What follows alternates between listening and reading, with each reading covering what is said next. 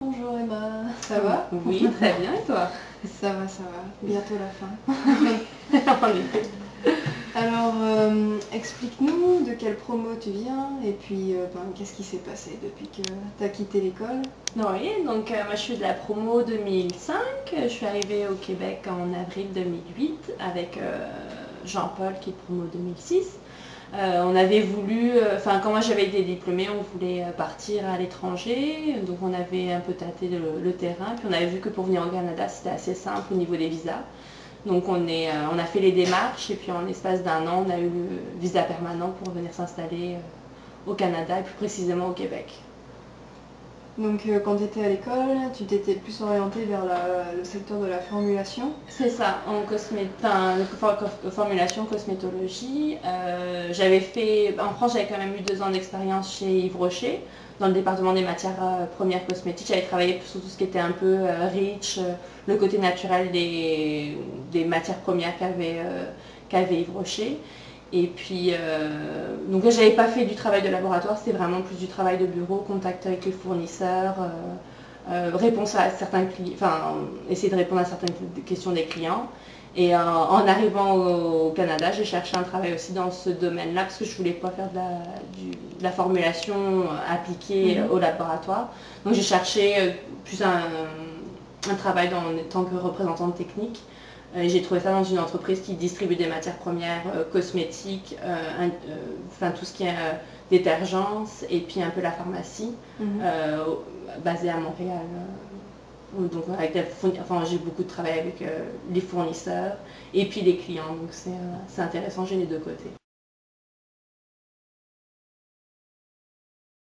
Est-ce que tu peux nous décrire un peu plus précisément quelles sont tes missions ici à Montréal? Oui. Donc là, je travaille chez un distributeur de matières premières cosmétiques, détergents et pharmaceutiques qui s'appelle Pacam Distribution.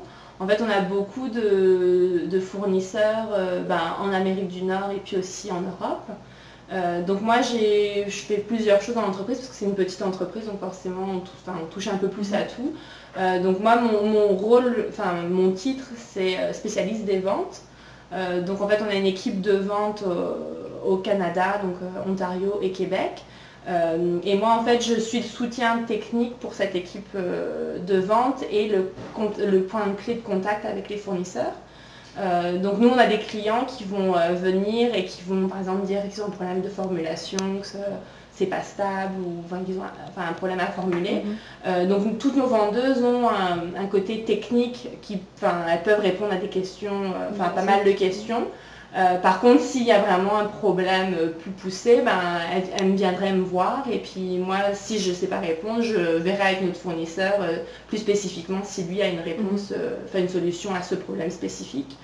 En étant en contact avec les fournisseurs, je fais donc le soutien technique, mais je fais aussi tout ce qui est calcul de prix, des fois les challenges liés à l'importation avec Santé Canada, respecter toutes les réglementations, être sûr qu'on a le droit d'importer les matières au Canada parce que on a un système équivalent à REACH au Canada, donc il faut être sûr que les matières ont bien été enregistrées pour pouvoir être utilisées au Canada.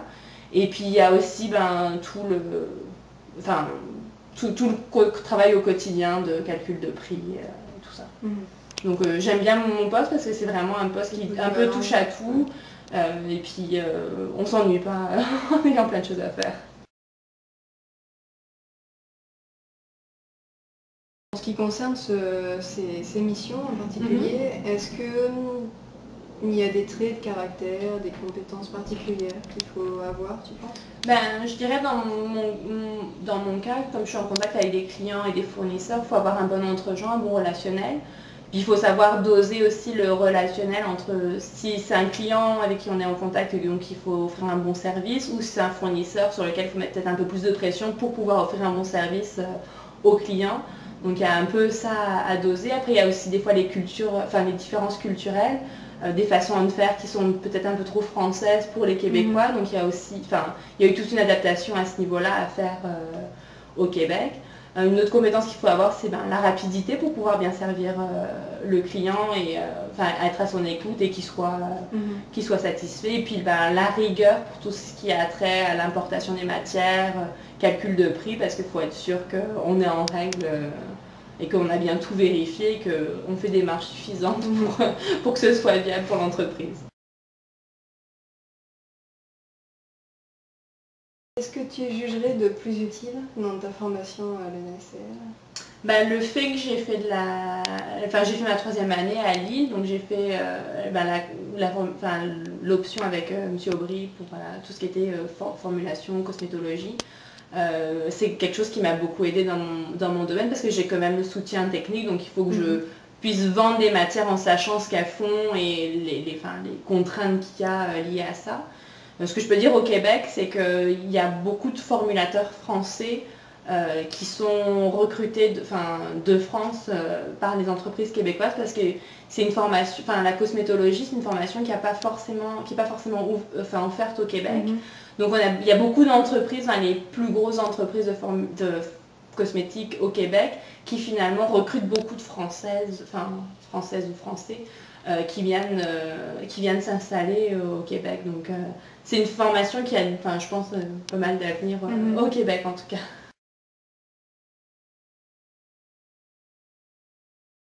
Tu as eu une expérience en France de 2 ans et là tu as eu une expérience de plusieurs années à Montréal. Oui. Donc justement, est-ce que tu as observé des différences au niveau de la façon de travailler ou au niveau de la mentalité? Ce qui était intéressant en arrivant au Canada, en tant que résident permanent, on a eu accès à des séances d'intégration il y a plusieurs séances d'intégration, dont une qui est vraiment spécialisée sur le monde du marché du travail pour montrer les différences culturelles qu'il peut y avoir et puis la grosse différence culturelle qui en était ressentie de cette formation-là et que j'ai vraiment constaté au niveau de mon expérience personnelle, c'est le rapport au conflit, à la relation dans un conflit. Les Français auront tendance à être un peu plus directs, que les Québécois vont essayer plutôt d'éviter les conflits et de passer par une personne tierce. Donc il faut faire un peu attention quand on vient de France, dans le caractère qu'on va avoir au niveau du travail, des choses qui passent très bien, qui peuvent passer normalement en France, ne sont pas forcément facilement tolérées au Québec. Mais bref, je pense que c'est dans tous les pays, il faut s'adapter à la culture locale pour tout ça. Donc c'est pour ça qu'il faut se renseigner avant de venir. Et malgré le fait qu'ils parlent français ici, c'est pas une extension de la France, il y a vraiment une culture et des façons de faire qui sont différentes. Le mot de la fin. Oui. Qu'est-ce qui te plaît ici à Montréal et qu'est-ce qui te manque de la France? Ce qui me manque de la France, je dirais que c'est la famille, principalement, parce que c'est la seule chose que je peux pas retrouver ici que j'avais en France. Mais heureusement avec Skype et puis, c'est facile de s'appeler au quotidien.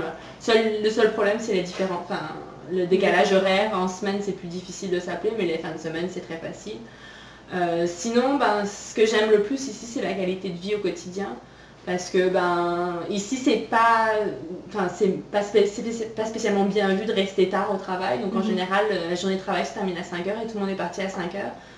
Cadre ou non cadre. Ce qui fait que dans mon cas 6h moins le quart je peux être rentrée à la maison. Donc on a une vie de famille que je pense qu'on ne pourrait pas espérer avoir en France à ce niveau-là. Donc c'est sûr qu'on a moins de vacances qu'en France parce qu'on n'a que 2 semaines en débutant. Ça peut aller jusqu'à 3 semaines voire 4 semaines au bout de 15-20 ans de carrière, donc il faut les attendre ces 4 semaines, mais au quotidien on y gagne beaucoup, donc on ne peut pas tout avoir, mais ça c'est quelque chose qui me plaît beaucoup.